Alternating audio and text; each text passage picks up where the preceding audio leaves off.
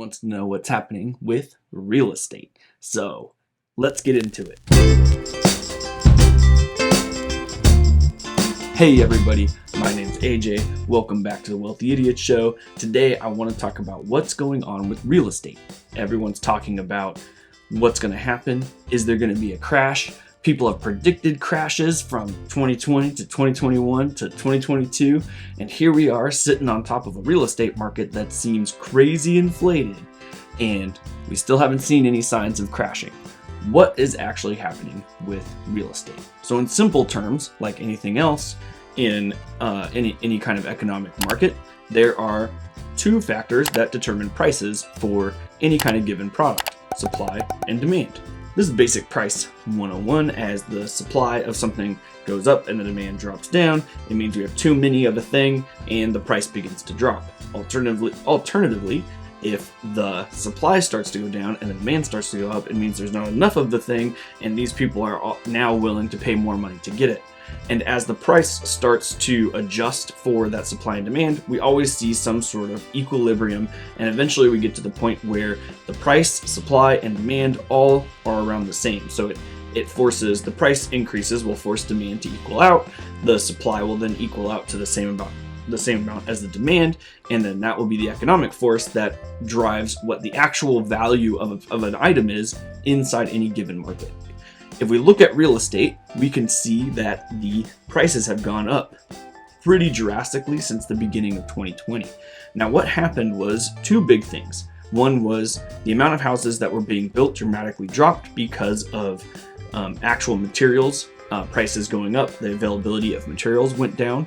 And also people weren't really moving. So people who had decided to move before decided to stay in place and kind of wait it out and see what happens. And so the amount of homes available for sale dramatically dropped during 2020.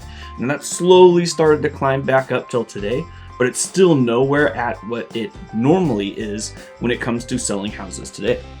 Alternatively, a lot of people wanted or had a big demand for new houses, including major investment firms started looking at buying a large amount of property for investing. And because of the supply or the demand increase, and because of the supply decrease, we saw a huge price spike that continues to about today. When pandemic restrictions started loosening up and we had what was called a mortgage moratorium, meaning people didn't have to pay their mortgage because of issues having to do with the pandemic. So if you lost your job, you didn't have to really pay your mortgage, the government would kind of back you up. And it was predicted as a result of that, we would see a lot of people who couldn't pay their mortgage on the tail end once the moratorium ended, and those people would have to sell their homes, and we would see a flood of homes like in 2008, and that didn't occur because there weren't that many people who were actually taking advantage of this moratorium program in the grand scheme of things. It was a very small percentage of people. To further that, equity in homes has never really been higher, meaning people own tremendous amounts of equity in their homes, unlike the 2008 crash where we saw a lot of people who had barely any equity and the prices of homes started to drop below that equity and they had to sell or declare bankruptcy essentially. We didn't really see that in the last year or so. So the crashes that were predicted never seemed to actually occur. Prices seem to go up still, and we kind of don't know, or people don't really know why that's occurring, and we still get a lot of predictions in the market as to what's actually happening. So this is what I think, and take this with a grain of salt because this is just my research, watching, reading, trying to discover things. I don't know everything about real estate, and any one thing in the market could occur that could change everything about what is going on.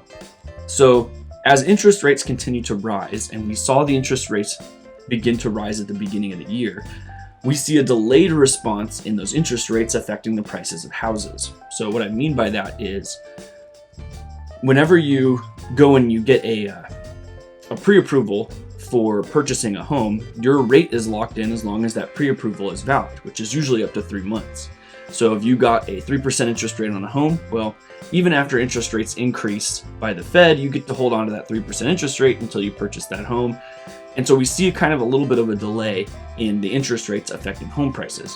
So once interest rates started to affect home prices, we should have seen something happen. Except nationally, we really didn't. We're starting to see the interest rates affect or the interest rates take effect, people are buying homes with new interest rates, and housing prices kind of continue to rise. I'm going to redirect you over to Redfin. Redfin has an interesting place where you can look at data, and it's a little bit behind because they have to take in the information and then put it into their system, but it's only a few weeks behind. But I want to show you what housing prices look like. So you can see here that we have a number of tabs where you can see interesting information, and house prices continue to rise. So right here this is a rolling average from week to week. So we have between 418 and 515, home prices were 396K on average in the United States. And that went up the next week as an average of 400K. So it's still climbing, which would indicate that the supply and demand has not equalized yet. It's not really hit that point. The Fed has promised that it's going to raise interest rates at least 7 more times this year in order to try and catch up to the inflation. And maybe we'll see something new when that occurs, but we haven't really seen any changes as far as pricing overall. Generally speaking, the rule is if an interest rate goes up 1%, it drops the house price down by 10%. And I'm going to redirect you now to our mortgage calculator on our website and show you an example. So we'll put in $1 million just to make it nice and even. I'll put in 5% over 30 years. We could see that our payment is $5,300. So that's how much money. And since people tend to purchase homes based off of what they can as a monthly payment, they're going to look at this and say, okay, we can afford $5,300. We'll buy this $1 million home. But as soon as you go up to 6%, now the payment goes up to $59,000, almost $6,000, and that family can no longer afford that home. So we should see a drop, and if we go down about 10% to 900,000, we're back at pretty close. So maybe a little bit less than, or a little bit more than 10% drop. We should see a drop in price for every interest rate increase of 1%, and we haven't actually seen that yet. So that would indicate that the level of supply has still not matched the level of demand, and prices are going to continue to rise. Now, what I think will happen? Well, I think we're seeing signs of that equilibrium coming pretty soon. We have more interest rates hikes coming. Plus, if you take a look back at Redfin here, at the city I'm located in, you're going to see there is actually a price drop here. So I think in places where you are beginning to see price drops, if we look at an interesting number, which is months of supply. So this is months of supply is how many homes are on the market, where if you were to sell them all, how long would it take to sell them?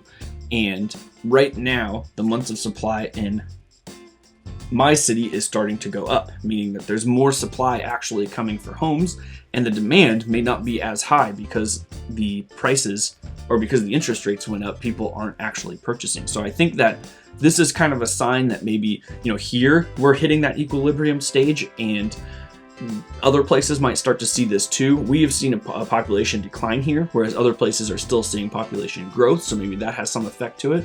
But, over the course of the last 2 years, everything has been increasing. And now we're seeing pockets around the country where it's kind of leveling off. So I think we're hitting a level off stage. That would mean that if the interest rates continue to go up, that the houses will start to actually lose value. We're going to see a small dip. Now, I don't know if it's going to be a tremendous drop. I don't think it's going to be like a 2008 situation. I think it's going to be some bit of a small decline. We have to also remember that in the last year or the last 2 years or so, we've printed off a crazy amount of money. That's the inflation part.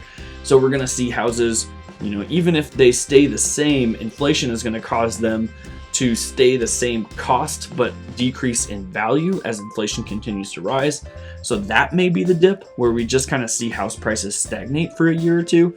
It's hard to really tell what's going to happen.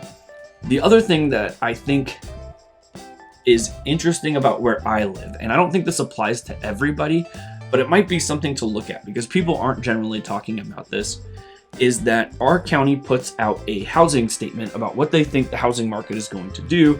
And in Santa Clara County, they put out that they expect growth of as high as 15% every year for the next 4 or 5 years. That's crazy growth. So a lot of people investors are buying homes that are speculatory, meaning that they don't actually produce income when purchasing the real estate.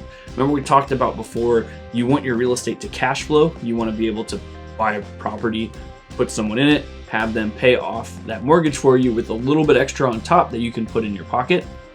People are buying houses here in San Jose that do not cash flow, that actually negative cash flow. They have to put money out of their own pocket in order to purchase the house. And they're doing that because they believe housing values will continue to rise. So when housing values start to drop, like we've seen this last month, and the interest rates climb even more and they start to drop more, what's going to happen with these speculatory investors? Are they going to start dumping property? That's a question. And also, how many of them are there? I don't think we have any good data to say how many speculative investors exist. So it could be a situation where in speculatory locations like California, New York, expensive areas, that the rents don't really match the mortgage rates. I think that we might see a bigger drop in these locations than you do in areas where it's less speculatory, places like Austin that are growing, Idaho, Tennessee, places that are more equalized as far as mortgages and rental rates. So that'll be an interesting thing to watch out for as well. I'm sorry that I don't have any kind of really informative information about what the market's going to do. So this is how we make a whole bunch of money. But the news is what it is. Right now, we are going to sit and wait and kind of watch and see what happens to the housing market over the next few months. That's my intention. I want to see how these interest rates really affect these different areas and the country as a whole, and then make some decisions about the next real estate purchase I might get into. Hopefully you learned something. Hop on over to this Redfin site on our mortgage calculator, play around, see the different information and the data that might be interesting to you in making your decisions. And whenever something does occur, like we see some kind of major drop, you know that I'll be right here to let you know about it. So thanks for stopping by. I hope you learned something today. If you did, throw down a like, give us a subscription so you can see more information and you don't miss the video when the housing market actually does take a dip. And like always, thanks for stopping by.